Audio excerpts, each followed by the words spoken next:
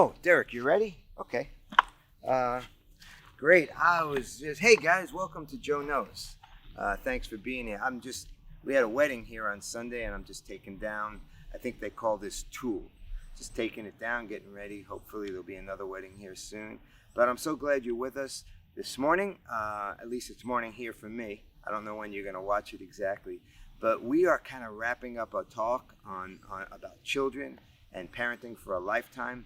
And today I want to just talk to you a little bit about adult children, how we relate to our adult children. So the first thing and I think the marriage thing, maybe it's kind of fitting because marriage is really the point that you have got to recognize that they are on their own now. And you've done your job, but your job's not over yet. You're just going to do it very differently.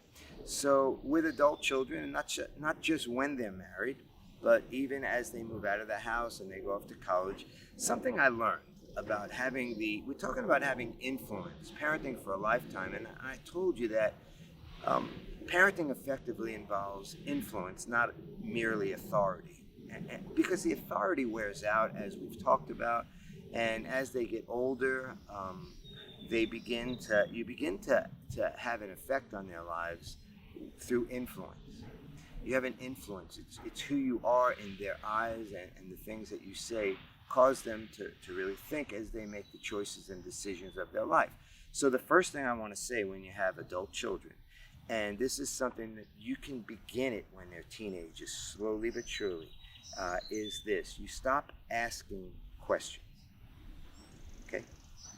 And for some of you, that's going to be really difficult because you don't know if you can trust them. You don't know if they'll do the right thing. So you ask probing questions, which makes them want to stop you from having influence in their lives because they feel like they're being badgered. So when you're parenting adult children, you only answer the questions that they ask. Okay? So I want you to get that down. It's really important. In fact, if that's the only thing you get from this, if you have adult children and you think that you're influenced, by the way, as a parent, they need your influence. But the only way you're going to have that influence is if you stop asking them questions. Okay? So you wait for them to ask. Okay? And you only answer the questions. You don't volunteer information. You answer the questions they ask. Now, typically in a family, one parent is going to be better at this than the other. And in this case, when there's a mom and dad on the scene and you have an adult child, the one of you that thinks you need to be asking all the questions and volunteering information, you need to be tempered by your spouse who understands, hey, let them decide, they're adults. Okay, because it's a very important skill that you're going to develop of just waiting. Now, here's what I've experienced. Okay, this is called Joe Knows because I mostly talk about things I've learned from experience. I've learned that when you stop asking and volunteering the information, they come to you more and more. I typically will talk to each of my children 4, 5, or more times a week, but more so when something's going on in their life. Why? Because they're calling, Dad, what do you think about this? Dad, what should I do about this? Dad, what should I do about that? So the fact that I'm never volunteering information doesn't mean I'm giving up influence. I'm just being strategic and I'm waiting for them to come to me. Because guess what? When they ask the question, they really want to know the answer and you're not jamming it down their throat. Okay, second, with adult children, I want you to get really good at constantly reminding your child that you believe in them. Constantly. And you say, well, what if I don't believe in them? Well, okay, that could be a problem, but here's what you need to do. You need to find the things that you do believe are great. You can't make things up, but they've got to know that you believe in them and that you believe they have what it takes to succeed in the things that they're pursuing. Now, you don't enable them, but you believe in them. And I want to tell you just a quick story. My daughter Brianna had graduated from college. She was the only child that actually, I helped her with her college beyond what I was going to help the other kids and what I had told them that I would do because the Lord spoke to me and told me that she needed to to go to a particular college, Dallas Baptist University, and I did what I had to. I made financial sacrifices to get her there. It was an exception. The Lord spoke to me. I felt, and I told her that. Well, she graduated from school, and while she was in school, she was nannying in Highland Park in Dallas. And I remember she was loving the job. It was a great family. They're lifelong friends. And I remember when she graduated, she said, "Dad, I think I'm going to keep nannying." I was like, okay, keep nannying. Just got your degree in psychology. Cost me a fortune. And she said, "I'm going to keep living at home and keep nannying because I really like it."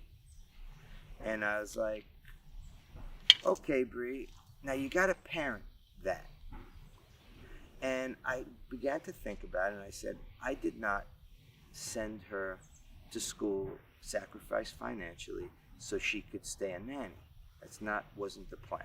She didn't have to go to DBU, and it's a pretty expensive school if she was going to be a nanny. So I said to her, after I thought about it, I said, "Bree, that's fine, and you're welcome to live at home and keep your room." She loved her room. I said, "But you're going to start paying rent starting now." And she freaked out. It didn't fit in her mindset. How could my dad charge me rent? Well, I'm charging her rent because I'm not going to enable behavior that, as a 22-year-old, 23-year-old college grad, there's no reason for her to still live at home. And she can if she wants. It's her choice, but it's not going to be easy. And I wasn't charging her an exorbitant amount of money, but it threw her off. Well, after about 2 weeks, she finally got over it. And within a month, she moved to Highland Park, got her own apartment. And soon after that, she stepped out of the nannying position and moved to San Diego. And now she's in her second sales job, actually her third sales job, and she is doing amazing. And my daughter will tell me, "Dad, that was one of the most important things you ever did for me. You pushed me out of the nest." So you want them to know that you believe in them, but you cannot enable them. Don't make it easy for them. And there's a time that they get pushed out of the nest. And if they don't, they start paying to live in the nest. How's that? Okay?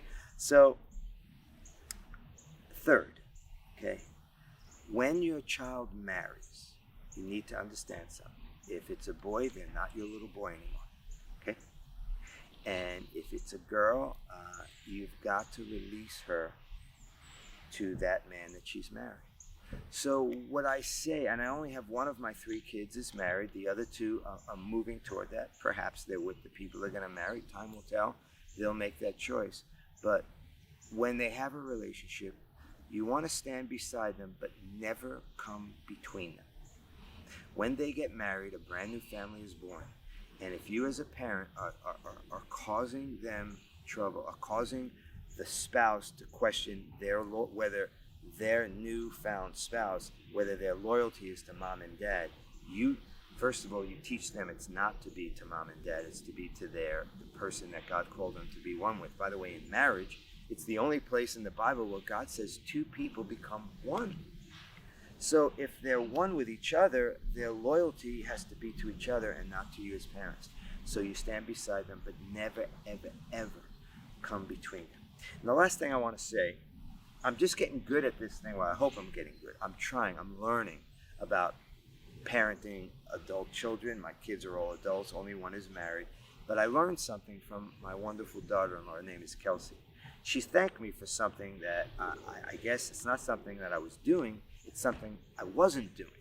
And I remember in tears she said, "Dad," maybe she called me Dad. She's getting there. Takes a little while for that. But she said, "I just want to tell you how much it means to me that you haven't pressured us to have children." Wow. Now, I'll tell you the way I feel, so it's a little bit easier for me. I want them to have children when they want to have children. And that's great. So for me, it's like, hey, when you have children, I hear being a grandparent is fun. I'll get there. Okay? But I don't want to impose on them any pressure, not the least, because I want them to have children when they want to have children and when God is ready to give them children, not before. So some of you don't have that mentality. Some of you want to continue your parenting uh, by by having grandkids, and you're trying to live that dream out through them, will you please stop that? You need to have no opinion about when they have children, and they need to know that. You need to put no pressure. Now, even if you do have the opinion, would you keep it to yourself? They'll come when it's ready, and the less pressure you put on them, the better job you're going to be doing in parenting your adult children. So this actually concludes our Parenting for a Lifetime series. It doesn't conclude the job, it concludes what I'm going to talk about. Now, soon I'm going to do this as a series. This year I'm going to do this as a series at Crossroads at the church, and I'll develop it, and then I'll put it in book form.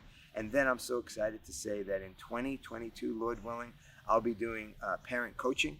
It'll be 4 sessions. I'll meet with parents and give them the skills they need. I'll do the best I can to give them everything I know about how to be successful parents, because you and I, we have our children, and we want to be in their lives for a lifetime, having authority in the early days, opening up to more of giving them, having influence, less authority, more influence, and then it gets to the place where it's only influence. And if you do it right, you will have that influence for a lifetime. So far, it seems like I have that. I'm loving every minute of it, and it's a good life. So God bless you, and I will talk to you. I think we're going to maybe take a break next week. I'm going to be in Africa, traveling to Africa to do ministry. I'm going to be talking about parenting, and I'm going to be talking about marriage, some of the things that God's helped me to know a lot about.